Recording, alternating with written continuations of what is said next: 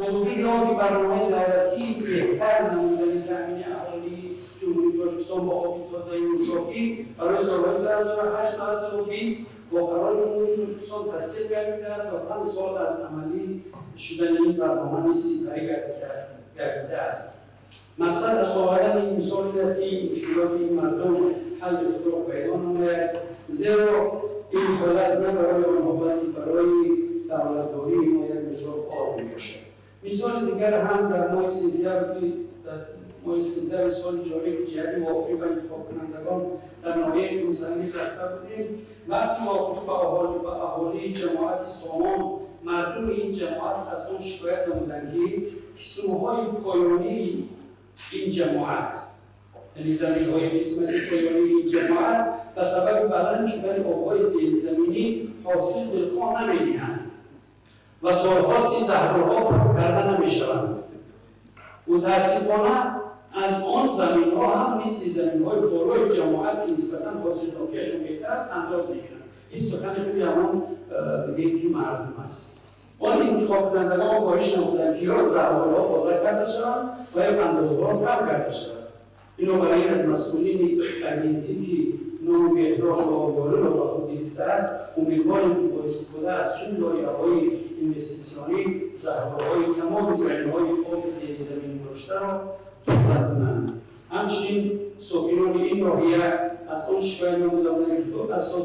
دو اساس آببراری که در جماعت سامان این ناحیه وجود دارند از کار مانده‌اند و باید آنها عوض کرده شوند. امیدوار هستیم که مسئول اگنتی این مشکلات را نیز برآورده خواهند کرد. تشکر. چیزی دیگر رو نگران کرده است و مجبورم یک حرف بزنم. مثل مطلبی که مطلب بحثی که در جامعه دولتی کشور به رسیده و در اونجا مؤلف این مطلب بیان کرده که هستی گردش ما در این جمهوری تاجیکستان و جمهوری چین خیلی یک مقدار فرقی می‌کند که طبق آمار خدمات گمرکی تاجیکستان در سال گذشته در سال 2012 تنها 670 میلیون دلار آمریکایی تشکیل گردش ما شده است، در حالی که آمار گمرکی چین فیتوهای این را بسیار عددی کلان 1.7 میلیون دلار آمریکایی فیتوهش شده است و این نگاه‌ها هم تشخیص در آن دارند که مدام چین از 1 میلیارد دلار که اون درآمد و بودجه زیاده از 236 میلیون دلار دیگر تا بودجه درآمد می‌آمد اگر این ثبت میشد پیدا شده است و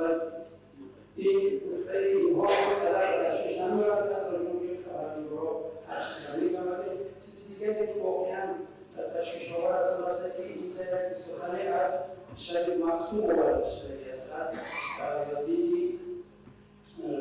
اقتصاد و سودای تاجیکستان رحیم‌زاده آورده شده است که اون هم این فقط تصدیق کرده است در یک گزارشی 6 ماهه‌ای که گفته بود است که این سال 2011 آورده است در سال 2011 چین و تاجیکستان با مانند 2 میلیارد دلار مواردی کرده بود ولی طبق آمار وزارت این رقم 746 میلیون را تشکیل داده و خلاص. مثلا این جنها را برای که آیا اینها صحت دارند ندارند اگر اینها صحت باشند اگر این موجودی که بسیار درمانی کلانی را هم شاید که وارد کنند 2 سال از چنین حالت را می‌بینید 2011 و 2012 پس برای پیش‌بینی یا وقتی ما نیستی یک کمیسیونی به طرف مسئولین پارلمان است یک از کمیسیونی تشکیل شده برای این نظارت کردن و به کشور خوبتر و بهتر بروی کردن. رئیس کمیته انداز داخل دارد. من گفتنی هستم که اصلا در بسیاری از کشورهایی که نظام اقتصادیشان مثل همین کشور ما مثل تاجیکستان است بعضی شرکت‌ها و کمپانی‌های وجود دارند که اصلا به همون صنف حکمران تعلق دارند و همه سرمایه‌شان دین‌بایگریشان از حساب ندادن اندازها اصلا جمع میشه اندازه نمی‌دهند. آیا در کشور ما چنین شرکت‌ها و کمپانی‌ها وجود دارند؟ اگر وجود داشته باشند یگان چوره کمیته انداز برای به دست آوردن این اندازه رو دیده است یعنی جوجی باشه از اون مصارم بیان کرد. ما در 474 این سه من در دوام همین که الان براش کرد میرفت برای فعالیت تبلیغاتی و معرفتی کاری رو معنی مثلا همین کارها را در اون مؤسسه‌های دو مکتبی تحصیلات دوره‌ای عمومی کسبی و دیگرها باشد که منع کرده شود و جریمه انداخته شود ولی در منزل استقامتی شهروندان که یک حریم شخص است ما در اونجا دخالت کردن و اونجا در مثلا یک فعالیت بر راه ماندن ممنوع اعلام کردن جریمه انداختن است من دخالت کردن با اموری یک شخصی یا موارد جدید اصلا در اون قانون یا حدود پیشنهاد میگفت اونجا غلط اومدگیه چون بود در وقت قبول شده که غلطی بهش رو داشت این اون مجموعش رسیدی بابایی غلطی شخص هست و کسی دیگری که گفتم اگر قانون میکردن میگفتم محترم همین جریمه ها اقلا پستر میکردن نمیتونم مرتب ها شده نه پستر میکرد 50% اقلا میگذاره شد یک سوال داشتم که مثلا روشنی از روی وزارت مالیه و وزارت مالیه انداخته شود در همین خیلی از بودجه‌ها اشکال قبول میشن مبلغ خیلی خوبه برای وزارت مالیه میشه ولی همین ملاقاتی که ما با داشتیم در ماه گذشته در بعضی ناحیه‌های منطقه کلو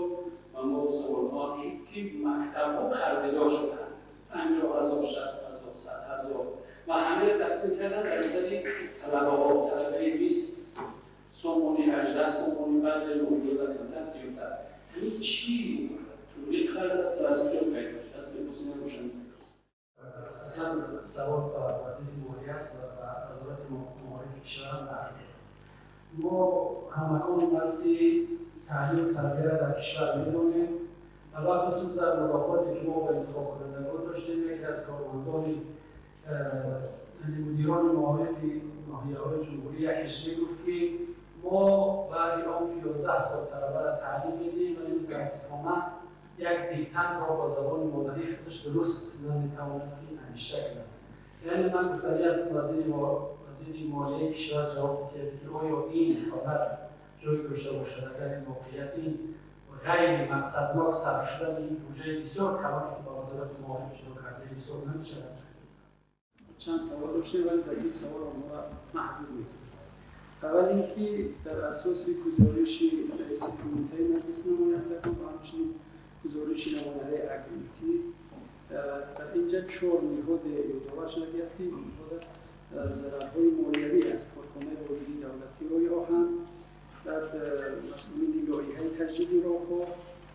دپارتمان تربیت سیانی گرجدنی و وزارت نقلیات اگر این 4 نماینده این نهادها اگر اینجا باشند و این جواب بدن که این درست است تحلیلی و اگه اون اگه که نه و سببش بیان کنیم یک سوال همین هستی همین 4 نماینده همین نهاد رو تصدیق میکنن همین تفتیشی همین اگه یا نه اگر تصدیق میکنن پس چی چاره ها دیده شده برای برطرف کردن. خب سوال دوم ما مربوط است به نشانده‌های اساسی کاری که اون کارخانه واحدی راهی آهن اصلا در گرافه مسافربری من یک چیزی را میخواهم بفهمم. در اینجا آمده است مسافربری واردشوی مسافرین و خارجشوی مسافرین. در اینجا واردشوی مسافرین و کشور خیلی پستر است و خارجشوی خیلی بلند حتی که در جمهوری 40% فرق هست از واردشوی مسافرین و از خارجشویشون و این بخصوص در قطعه دوشنبه که از همه تشویش‌آور است 59% خارج شونده ها زیادتر هستند از داخل شونده ها. آیا این نشانه پس شدن کم بی‌ضابطگی است در تاجیکستان و یا برعکس؟ همین را اگر برای می‌کنم بسیار خوش می‌شیم.